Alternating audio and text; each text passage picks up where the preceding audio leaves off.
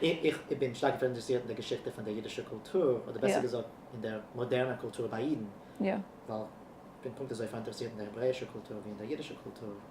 Und mein Interesse gewesen, Reicheskol nicht die Revolution, sicher nicht die revolutionäre Bewegung, nur in der Geschichte von dem samen Begriff, was heißt es schaffen moderne jiddische Kultur, moderne Kultur für Jiden.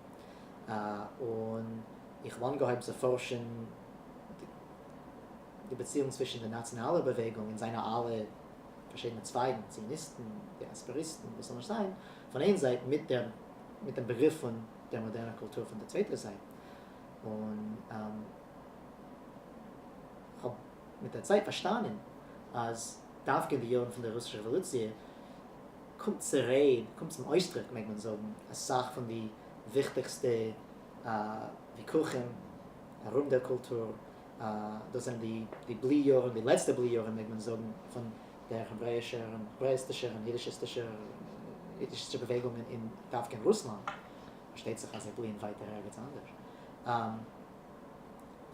Nur ich habe gesehen, dass sie mir dacht, also ich habe konstatiert in meinem Buch, als Davke in die ersten Jahren von der Revolution, nur dem, was die zarische Regierung ist erop, und die Bolschewiks haben mamisch überorganisiert als Ding, Leute sehr eigener Schitte, hat man gehabt einen Moment von Freiheit, man hat gekannt, oder man hat gemeint, dass man können schaffen, was man will, ist also gekommen zum Ausdruck, also gekommen zur Rede.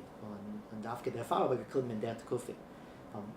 Mir dachte, dass es spiegelt ab die Sache von die, oder man kann sagen, die ganze Gamme von der innerlichen Entwicklung von der Begriff von Schaffen der modernen jiddischen Kultur, was hat schon seine Wurzeln in die 80er Jahre.